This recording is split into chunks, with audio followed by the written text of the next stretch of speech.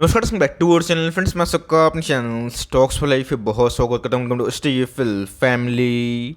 Day film बस आज 26 जुलाई। रही बात भारतीय शेयर बाजार की, वो तो हमें हरे में ही क्लोजिंग देखने को मिली, बट इसी बीच में दोस्तों आज बहुत सारी कंपनीज़ के अंदर अच्छी खासी एक्शन थी और उसी के बीच में बहुत सारी कंपनीज़ के आज Q1 के नंबर भी शेड्यूल थे। तो जिनका दो कंपनी ने मार्केट को बहुत ही हद तक डिसअपॉइंट किया। मैंने नंबर्स देखा, बारीकी से देखा, और उसके बाद दोस्तों जो नंबर्स हैं उनकी एस्टीमेट भी मैंने देखा, जहाँ पे नंबर्स में भारी भरकम फॉल देखने को मिल रही है। तो इसी बीच में इस दो स्टॉक में करना क्या है और ऑफकोर्स आने वाले कल की रणनीति क्या हो सकती है, बिकॉज ये दोनों स्टॉक दोस्तों मार्केट के अच्छे खासे नामी ग्रामी नाम हमें देखने को मिलता है। सबको अच्छे से पता है कि अभी के टाइम में केमिकल्स में और खासकर आईटी में वो धूम नहीं है। तो फटाफट दोस्तों मैं अपनी unbiased commentary as usual honest होकर ज़रूर सामने रखूँगा। चैनल फर्स्ट टाइम होंगे सब्सक्राइब कर सकते हैं इस तरह क्वालिटी कंटेंट को सबसे पहले एक्सेस करने के लिए। Now without dealing any for time, let's begin.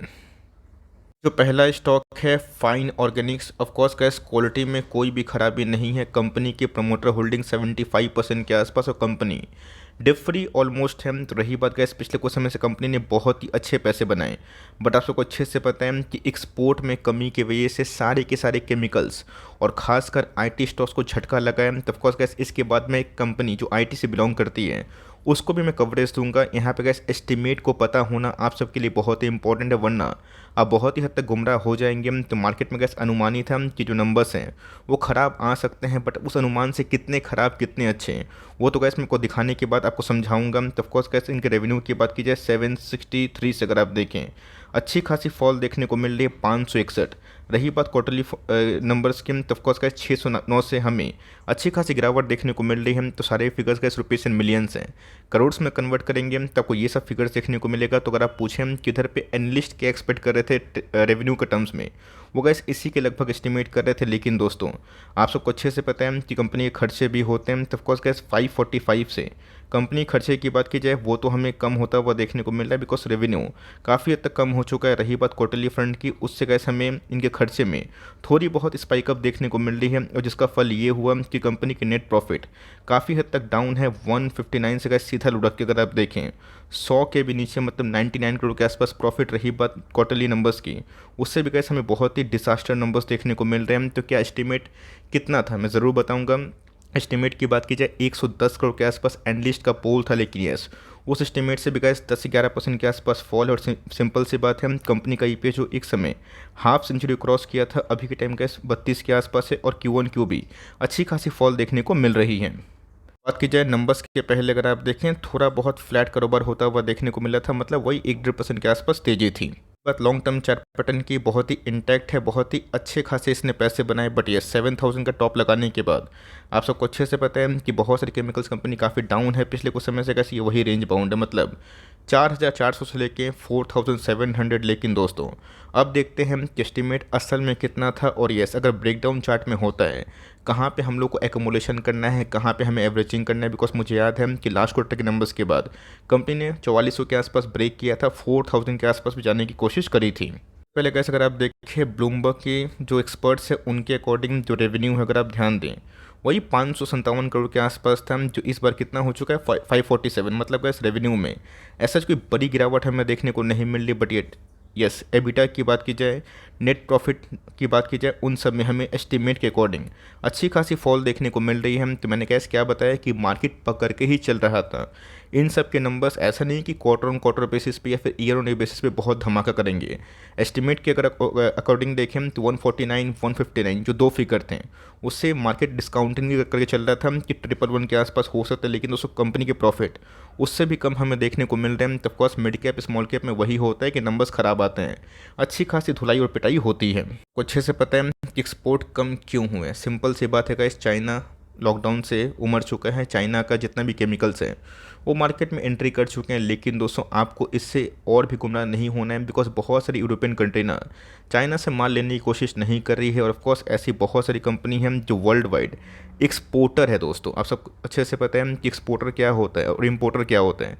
बहुत सारी कंपनी जो केमिकल को बेस करती है वो कंपनी एक्सपोर्ट करती है फॉरेन में, फॉरेन की हालत आप सबको अच्छे से पता है कि चाहे वो यूएस की बात की जाए, यूरोप की बात की जाए, मैसिव स्लो डाउन से गुजर रहे हैं। उनकी गाइस किस्मत अच्छी रही कि इस फाइनेंशियल ईयर को अगर वो रिसेशन में कन्वर्ट ना करें, ये उनके लिए सबसे बड़ा टास्क होगा। लेकिन आने वाले दिनों में गाइस चीज़ सुधरेंगे, और जैसे जैसे चीज़ सुधरेंगे, लाइफ स्टाइल में बूम आएगा, वैसे वैसे जो कंपनी अभी के टाइम कम एक्सपोर्ट कर रही है, वीक एक्सपोर्ट कर रही है, उन समय में तेज़ी आ सकती है। कंपनी की बात की जाए 1500 करोड़ के आसपास रिजर्व्स हैं। रही बात बोरोइंग्स की, ना के बराबर है। बात वैल्यूएशन पॉइंट ऑफ व्यू की 23 के आसपास पी है, जो कि मेरे हिसाब से खराब नहीं है। 75% के आसपास प्रमोटर की होल्डिंग, एफआईएस की होल्डिंग की बात की जाए वो थोड़े बहुत घटते हुए देखने को मिल रहे हैं। बट डीएस की बात की जाए 12% के आसपास स्टेक लेके बैठे। पब्लिक की होल्डिंग भी अप्रॉक्स 9% के आसपास है। तो करना क्या है, मैंने क्या बताया कि कंपनी दोस्तों खराब नहीं है, और मैंने क्या बताया कि अगर कोई सेक्टर अभी के time short term under perform कर रहे हैं तो क्या आप उसको निकाल देंगे। आज से 3 साल पहले, 4 साल पहले कोविड के लॉकडाउन में आईटी परफॉर्म कर रहे थे। Bank nifty, banking stocks perform ही नहीं कर पा रहे थे बिकॉज ऑफ एनपी, और दोस्तों ऑटो स्टॉक्स भी बिल्कुल परफॉर्म नहीं कर पा रहे थे। आज वो सब अच्छा परफॉर्म कर रहे हैं, नंबर्स भी क्लासी आ रहे हैं। तो इसी बीच में कैसे आपको समझना पड़ेगा कि साइकिल चेंज होते हैं, तो ख़राब साइकिल में अच्छे स्टॉक्स वगैरह आप एकोमुलेशन करते हैं, एसआईपी करते हैं, ओवर एलोकेट नहीं करते हैं, तो मेरा ऐसा मानना है कि उसका जो कंसिक्वेंसेस है वो काफ़ी पॉजिटिव माना जाएगा। तो यहाँ पे गैस 1 डे के चार्ट की बात की जाए, कोई बहुत बड़ा अगर आप देखें स्ट्रक्चर पॉजिटिव वे में देखने को नहीं मिल रहा है। अगर आप चार्ट ठीक से एनालिसिस करना जानते हैं, यहाँ पे गैस क्लियर डायरेक्शन उतना देखने को नहीं मिल रहा है। शायद से थोड़ी बहुत फॉल हो सकती है, फॉल कितना तक हो सकता है वो तो गैस हमें वीकली चार्ट पे ज़्यादा समझ में आएगा। गैस अगर आप वीकली चार्ट को ठीक से देखें तो यहाँ पे गैस जो विड्थ है वो काफ़ी नैरो होते हुए देखने को मिल रही है। नंबर्स की बात की जाए उतने सपोर्टिव नहीं है कि ब्रेकआउट ही हो जाए, लेकिन दोस्तों मार्केट सुप्रीम है और मार्केट वही करता है जो उनको अच्छा लगता है। बजाज फाइनेंस के नंबर्स अच्छे थे, एशियन पेंट के नंबर्स अच्छे थे, फिर भी गैस मार्केट ने पनिश किया। हो सकता है कि कल उल्टी गंगा बह जाए, लेकिन अगर सीधी गंगा बहती है और कंपनी नंबर्स के दम पे नीचे गिरती है, अगर थोड़ी बहुत फॉल ट्रिगर होती है तो 4400 से लेकर गैस 4000 ये इनके लिए एकोमुलेशन जोन है। और गैस जो मैंने फॉर्मूला आपको सिखाया है 200 का मूविंग एवरेज वीकली चार्ट पे, अगर ये कंपनी इस लेवल पे खराब से खराब टाइम में आती है जिसका भाव 3600 लेकर 3800 है, तो वहाँ पे गैस आराम से परचेस किया जा सकता है। बट मेरे हिसाब से 4400 के लेवल के नीचे कंपनी जाती है, उसके बाद जाने दीजिएगा, देखिएगा कि सेटलमेंट और बेस फॉर्मेशन कहाँ होता है। उसके बाद आप चाहें तो अपना यूनिफॉर्म कॉल ले सकते हैं। कंपनी में अगर आप लॉन्ग टर्म विजन लेके बैठे हैं 5 साल 10 साल, तब तो गैस ये सब नंबर्स टेम्प्रोरी हैं, बिकॉज सबको पता है कि कल चीज़ सुधरेंगे। और आईटी और जो केमिकल सभी के टाइम परफॉर्म नहीं कर रहे हैं वो भी धीरे धीरे पटरी पे आ जाएंगे। गैस हो गई फाइन ऑर्गेनिक की बात, जो नंबर्स बहुत ही ख़राब हमें देखने को मिल रहे हैं, बट उतने ख़राब नहीं है जितना एस्टिमेट था, लेकिन यस एस्टिमेट से थोड़े तो बुरे हैं। रही बात तो टेक महिंद्रा, जो अपने आप में ही आईटी की एक जाइंट कंपनी है, तकरीबन 600-700 रुपया ऑल टाइम हाई से डिस्काउंट में मिल रही है। इनके नंबर्स तो गैस और भी डिजास्टरस है। अगर आप देखें 12,800 करोड़ से अगर आप देखें इनके जो रेवेन्यू है उसमें अगर बढ़ोतरी की बात की जाए 13,300 के आसपास है, बट क्वार्टरली फ्रंट की बात की जाए 14,000 से उसमें गिरावट देखने को मिल रही है। तो सारी चीज़ को कैसे एडजस्ट करने के बाद कंपनी के प्रॉफिटेबिलिटी बहुत ही हद तक डाउन हुए हैं। 1147 से सीधा लुढ़क के दोस्तों अगर आप देखें 703, क्वार्टरली फ्रंट की बात की जाए 1125 से उसमें कैसे मैसिव फॉल देखने को मिल रहा है। तो इतना कैसे बड़ा फॉल इसने मतलब जो दिखाया है, विटनेस किया है, इस कोई भी इस मार्केट के एक्सपर्ट की बात की जाए इतना बड़ा फॉल उम्मीद नहीं कर रहे थे। उसका इस मार्केट बंद होने के बाद ही टेक महिंद्रा के नंबर्स आए, और नंबर्स के पहले आप सबको अच्छे से पता है कि कंसेक्यूटिव 2-3 दिन में कंपनी थोड़ा बहुत करेक्ट हो चुकी है। जो पैटर्न बनता हुआ देखने को मिल रहा है काफ़ी इंटरेस्टिंग है, काफ़ी सीखने लायक पैटर्न है। बिकॉज अगर आप देखिए हेड एंड शोल्डर का फॉर्मेशन इस कंपनी ने दिखाया है। अब देखते हैं इसकी कंपनी कहाँ तक जाकर सेटल होती है। अगर हेड एंड शोल्डर का जो पैटर्न है फॉर्मेशन अगर डिस्टर्ब होता है, कंपनी लुढ़क सकती है। लेकिन दोस्तों कंपनी अगर यील्ड की बात की जाए 3% के आसपास से 20 का पी है। मेरे हिसाब से ऐसी कंपनी को, जो कंपनी कभी कभी शॉक देती है बट कंपनी अच्छी है, निफ्टी 50 का स्टॉक है और तकरीबन मार्केट कैप की बात की जाए लाख करोड़ से ऊपर है, इन सब में अगर आपको निवेश करने का मौका मिलता है तो हमेशा इन सब का एक लेवल्स होता है, एक बाइंग जोन होता है।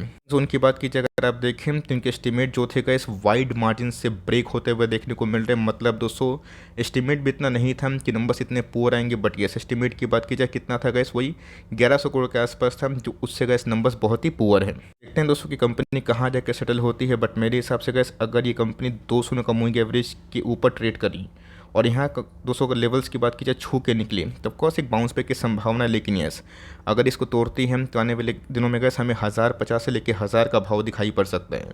और मेरे हिसाब से 1000 का भाव इसके लिए SCL टेक के लिए ख़राब नहीं है अगर आप एक लॉन्ग टर्म विजन से हाई डिविडेंड वाली कंपनी में निवेश करते हैं। कुछ भी करने से पहले गाइस अपनी फाइनेंशियल एडवाइजर से सलाह मशवरा ज़रूर कर सकते हैं। और दोस्तों को मूविंग एवरेज वीकली चार्ट पे जो कि हमने डिस्कस किया था ये वही इंडिकेट कर रहा है, मतलब 1050 के आसपास। तो ऑफकोर्स कैसे अगर इस लेवल पे कंपनी आती है तो अच्छा खासा बाइंग जोन हो सकता है, बिकॉज कंपनी एक समय 1800 के आसपास थी, उसको तोड़ता है तो वहाँ पे कैसे हमें मिलेगा सुपर एमओएस। और सुपर एमओएस का मतलब ही नहीं कि फर्दर गिरावट नहीं हो सकती, मेक इट श्योर। आने वाले कल में अगर आप 2-3 साल छोड़ते हैं तो ही कैसे आपको लॉन्ग टर्म में रिवॉर्ड मिलता है, जैसे कि आईटीसी ने बहुत सारे लोगों को दिया है। आपका दोस्त दोनों में क्या व्यू है, दोनों में से कौन सी कंपनी को होल्ड करते हैं और कौन सी कंपनी में बड़े फॉल के बाद आप इंटरेस्टेड है, प्लीज़ कमेंट बॉक्स में ड्रॉप करना ना भूलिएगा। और ऑफकोर्स वीडियो अच्छी लगी तो प्लीज़ लाइक करिएगा, चैनल फर्स्ट टाइम होंगे प्लीज़ प्लीज़ प्लीज़ सब्सक्राइब करके इनकरेज भी कर सकते हैं। तो गाइस मिलते हैं जल्दी ही, तब तक के लिए bye. Thanks for listening friends, God bless you all.